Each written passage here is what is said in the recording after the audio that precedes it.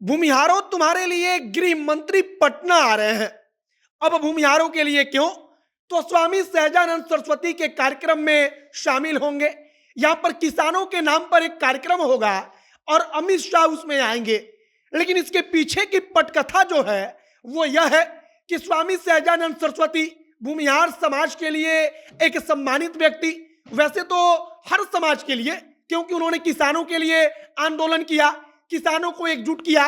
लेकिन चूंकि वो भूमिहार थे तो भूमिहारों के लिए उनका एक खास लगाव है, भूमिहारों में उनका एक खास प्रभाव है। और इसके कारण कहा गया कि जब भूमिहार भारतीय जनता पार्टी से दूर हो रहा है तब इसके पीछे की पटकथा बताई गई कि जो अगड़ी जाति के भाजपा के नेता हैं उन्होंने कमान संभाली, भाजपा ने उनको मोर्चा संभालने का मौका दिया और तब कहा गया कि स्वामी सहजानंद सरस्वती के कार्यक्रम में अमित शाह पटना आएंगे और पटना में उनके आने का मतलब कि भूमिहारों को भारतीय जनता पार्टी दिखाएगी, बताएगी कि देश का गृह मंत्री आपके समाज के किसान नेता को सम्मान देने के लिए, उनके लिए मतलब कि उनके कार्यक्रम में शामिल होने के लिए आते हैं। और यह सब कुछ आपको पता है कि राजनीतिक तौर पर जब लाभ लेना होता है तब किसी समाज के महापुरुष के कार्यक्रम में नेता पहुंचते हैं। आगे हम आपको सब कुछ एक एक करके समझाएंगे, बताएंगे कि केवल भूमिहार नहीं बल्कि जो छोटी छोटी पार्टियां हैं उनके लिए भी भारतीय जनता पार्टी ने मोर्चाबंदी कर दी है। बाकी नमस्कार, मेरा नाम है मोहित कुमार सिंह और आप जनता जंक्शन देख रहे हैं। अब आईआईटी जेईई और नीट की तैयारी प्री फाउंडेशन लेवल से करना हुआ बहुत आसान। आर्म्स कोचिंग इंस्टीट्यूट के साथ क्लास 7th से 10th तक के बच्चे मात्र 8,999 रुपए में एडमिशन लें और क्लास 12th के बच्चों को स्पेशल बैच में एडमिशन मात्र 14,500 में मिलेगा। हमारा ब्रांच बाजार समिति कंकरबाग तथा बोरिंग रोड में स्थित है। लाइब्रेरी, डाउट क्लासेस से लेकर आधुनिक तकनीक से आपके टीचर आपकी तैयारी करवाएंगे। अन्य जानकारी स्क्रीन पर उपलब्ध है, जल्दी करें क्योंकि सीट्स आर लिमिटेड।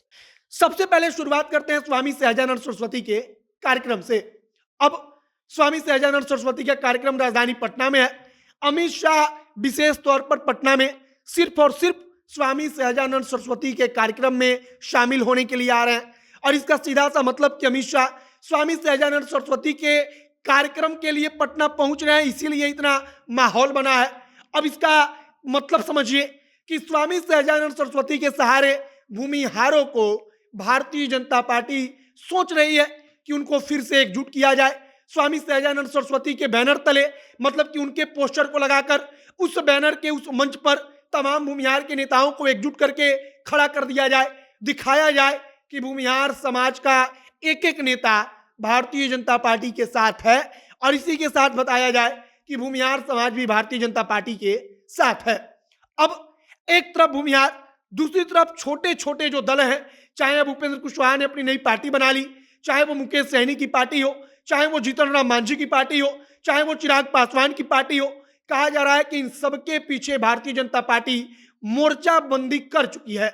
मोर्चाबंदी का मतलब कि चिराग पासवान पहले से ही भाजपा में है, भाजपा के ही वो होंगे, यह एकदम 100% श्योर है, मतलब कि 100% इसकी गारंटी है। अब इसके बाद अगर मुकेश सहनी पर आते हैं तो कहा जा रहा है कि भाजपा उनके पीछे मोर्चाबंदी कर चुकी है, उपेंद्र कुशवाहा को अपने पाले में लाने के लिए मोर्चाबंदी कर चुकी है और उपेंद्र कुशवाहा भी 100% उसके पाले में जाएंगे। और कुल मिलाकर अमित शाह का राजधानी पटना में जो सहजानंद सरस्वती के नाम पर कार्यक्रम है, यहाँ के जो स्टेट गेस्ट हाउस है वहां पर आना और तमाम नेताओं के साथ एक मीटिंग करना, कहीं ना कहीं नेताओं को अगला टास्क देने के लिए बताया जा रहा है कि यह अहम बैठक होगी, यह जो महत्वपूर्ण मीटिंग होगी वो यहाँ पर राजधानी पटना में होने वाली है।